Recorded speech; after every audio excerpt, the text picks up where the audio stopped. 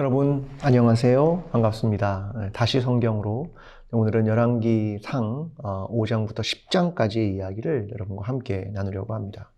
오늘의 이야기는 이제 솔로몬의 이야기인데요. 솔로몬의 번영, 또 성전의 건축 이런 이야기입니다. 솔로몬이라는 인물은 성경에서 가장 어려운 인물 중에 하나입니다. 이유는 그가 많은 것들을 얻었고 또 굉장한 지혜를 경험했고 성전도 건축했지만 이후에 그가 타락해가는 것들을 보면서 굉장히 어렵게 우리가 해석해야 하는 인물 중에 하나가 바로 솔로몬이라는 사람입니다. 오늘은 솔로몬의 이야기 중에 그의 번영에 대한 이야기를 함께 나누고자 합니다. 열왕기상 5장은 이제 솔로몬이 성전을 건축할 계획을 세우게 됩니다. 아버지 다윗으로부터 그가 성전을 건축하게 되는 것들에 대한 이야기를 들었죠. 그래서 그가 두로 왕에게 이제 나무가 필요하니까 백향목, 잣나무 이런 것들을 공급받기로 서로 이야기를 하게 됩니다. 그리고 뭐 나무를 다루는 사람이 이스라엘 사람들을 잘 다루지 못하니까 약 3만 명 정도의 사람들을 이제 받게 되죠. 결국 성전 건축을 위해서 약 7만 명의 노동자, 또 8만 명의 석공들, 약 3,300명의 감독들, 그러니까 엄청나게 많은 사람들이 이 공사에 투입되게 되었다. 그 준비 과정에 대한 이야기를 5장에 다루고 있습니다. 6장에 가면 이제 건축을 시작을 하게 되는데요. 이 솔로몬의 성전은 출애굽 후 약 480년이 지났을 때 이게 시작되었다. 이렇게 기록을 하고요. 솔로몬 즉위 4년이라고 합니다. 학자들은 보통 주전 966년부터 958년까지 약 7년 반 정도의 성전의 건축의 기간을 거쳤다. 이렇게 이야기하죠. 성전은 세 부분으로 이루어집니다. 하나는 현관, 뜰이라는 부분이고요. 두 번째는 그 안에 성소, 그리고 지성소 이렇게 되어 있습니다. 그런데 사실 이게 그리 큰 건물은 아닙니다.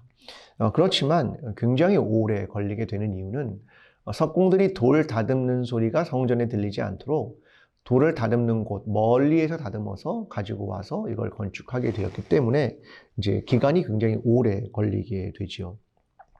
그뿐 아니라 이 성소의 내부는 전부 다 나무를 붙이게 됩니다. 나무도 다 조각을 하게 되어 가지고 돌이 보이지 않게 나무로 조각을 하고요. 성소와 지성소에는 사실 금으로 또 싸게 됩니다. 그러니까 굉장히 많은 노력 그리고 굉장히 많은 재물이 거기에 투자되게 되는 내용이죠. 근데 중요한 것은 조건이 있다는 겁니다. 11절부터 13절에 보면 솔로몬에게 하나님께서 법도와 율례와 계명을 지키지 않으면 내가 다윗의 언약, 그러니까 이 왕조를 영원히 하겠다는 이 언약을 지키지 않겠다. 그리고 이것은 무조건적인 것이 아니라 과연 하나님의 말씀대로 살아가느냐에 대한 이야기를 담고 있다는 겁니다. 그러니까 건축보다 중요한 건 우리의 삶이 하나님께서 원하시는 대로 살아가느냐, 그것이 핵심에 놓여 있다. 이것을 계속 주지시키고 있습니다. 자, 열왕기상 7장으로 가면요.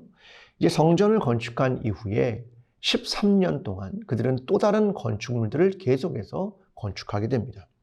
자, 레바논의 살림의 집, 또 기둥의 전당, 집정전, 곧 재판의 집, 솔로몬의 저택과 왕후의 집, 그리고 여러 가지 왕궁 이런 것들을 계속해서 건축을 하게 됩니다.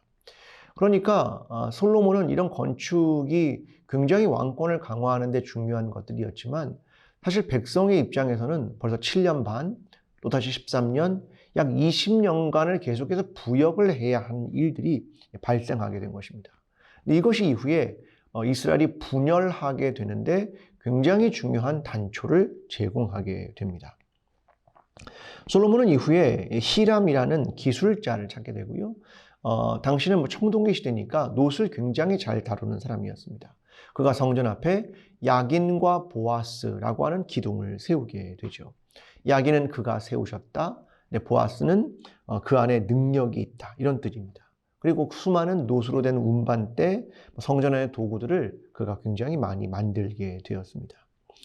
자, 솔로몬은 결국 이렇게 많은 것들을 건축하고 세우고 싶은 그의 인간적 욕망을 사실은 보여줍니다. 백성들은 과연 그 상황에서 어떠했을까? 이것이 과연 애굽에서의 삶과 달랐을까? 이런 고민들을 사실은 하게 되겠지요. 열왕기상 8장으로 가면 이제 솔로몬은 성전이 완성되었으니까 언약궤를 이 성전 안으로 옮기게 됩니다. 온 회중을 다 부르고 셀 수 없을 만큼의 양과 황소를 잡아서 하나님께 제사를 드리게 되고, 이제 그 언약궤가 지성소로 왔을 때 성전에 구름이 찼다. 이 말은 하나님의 영광이 임했다라고 하는 것을 보여주고 있습니다. 솔로몬이 이렇게 말하죠. 여호와는 캄캄한 데 계시겠다고 말씀하셨다. 자, 이 말은 무슨 말이냐면 언약궤가 놓여있는 지성소는 창문이 없습니다. 그리고 등도 없습니다. 그러니까 캄캄하다. 바로 그것을 설명하고 있는 거죠. 또한 이렇게 솔로몬이 말합니다. 제가 당신을 위하여 높은 집, 당신이 영원히 거하실 장소를 지었습니다. 13절의 이야기인데요. 여기서 성전이라고 표현되지만 이건 높은 집이라는 뜻을 가지고 있습니다. 이제 다윗과의 약속대로 이렇게 성전을 건축했다는 이야기고요. 이제 솔로몬이 성전을 건축한 이후에 하나님께 기도를 하게 되죠. 총 9가지의 내용인데요. 먼저는 이런 겁니다. 성전에서 기도를 드릴 때 우리의 기도를 들어주십시오. 또 두 번째는 이웃끼리 맹세 문제로 범죄하면 불화를 의롭게 판단해 주십시오. 세 번째는 전쟁에서 패한 군인이 죄를 고백할 때 용서해 주십시오. 재난이 생겼을 때 백성이 용서를 구하면 용서해 주십시오. 우리의 기근과 전염병이 있을 때 백성이 용서를 구하면 용서해 주십시오. 이스라엘 사람이 아니더라도 이방인이더라도 와서 성전에서 기도하면 그 기도를 들어주십시오. 전쟁이 일어났을 때 우리를 승리케 해주십시오. 우리가 혹시 포로로 끌려갔을 때 이곳을 향하여 기도하면 기도를 들어주십시오. 솔로몬과 백성의 기도에 응답해 주십시오. 이런 기도를 하나님께 드리게 됩니다. 그런데 솔로몬의 이 성전 봉헌식에서의 기도 중에 제가 눈에 띄는 것은 이것입니다. 주는 계신 곳 하늘에서 들으시고, 주는 하늘에서 들으시고. 자, 이 말은 뭐냐면 성전을 지었지만 이 하나님은 성전에 갇힌 하나님이 아니라 하나님은 어디 계신 하나님? 하늘에 계신 하나님입니다. 이것을 솔로몬이 분명하게 인지하고 있었다라는 것입니다. 오늘 많은 사람들은 예배당에 와서만 뭔가 이루어질 것이라고 생각을 합니다. 그러나 그렇지 않고 하나님은 하늘에 계십니다. 이것을 솔로몬이 성전을 건축했지만 알고 있었다. 이것입니다. 아마 코로나19 시대에 우리가 성전에 다 모일 수 없지만 하나님은 변함없이 하늘에 계신 하나님, 이것을 이해하기 시작한 것과 굉장히 비슷한 이야기입니다. 하나님은 결국 이 성전과 백성을 떠나지 않는 것을 이야기하십니다. 그런 걸 부탁을 하고 그걸 기도하죠. 그러나 결국 그들이 하나님을 떠났을 때 하나님도 결국은 성전을 떠나게 되는 역사가 이후에 일어나게 됩니다.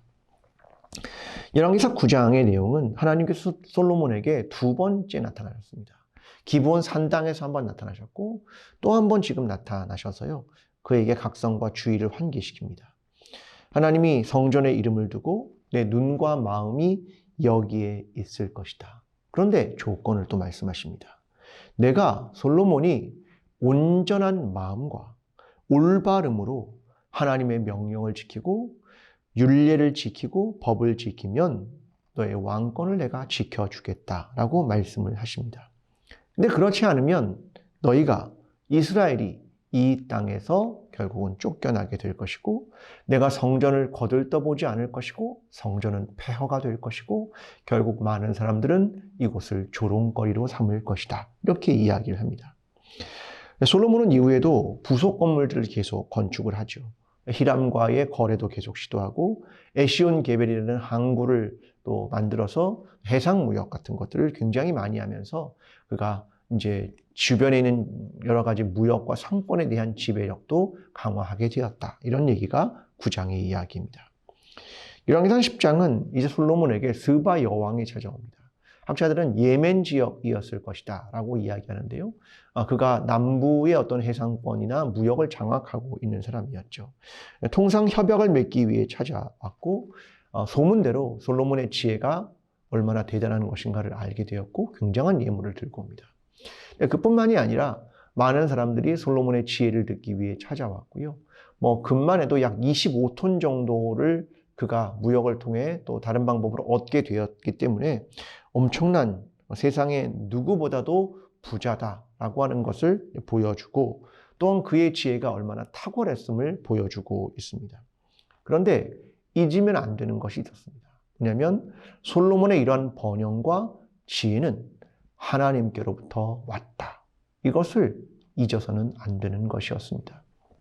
오늘 저와 여러분이 또 이번 한 주 하나님 말씀을 보면서 하나님의 성전과 그리고 우리가 가지고 얻게 된 수많은 지혜나 부 이런 것들이 내가 지금 가지고 있는 것들은 결국 누구로부터 왔을까? 그것을 잊지 않으며 이 모든 것이 하나님으로부터 왔고 하나님과의 관계가 올바로 세워지지 않으면 성전을 짓는다 하여도 그 모든 것은 헛된 것이다 라고 하는 것을 기억하며 하나님과 더 깊은 만남으로 살아가게 되는 귀한 한 주간의 삶이 되기를 간절히 바랍니다. 이번 한 주간도 하나님의 말씀을 깊이 있게 이해하는 한 주간이 되기를 간절히 기도합니다. 감사합니다.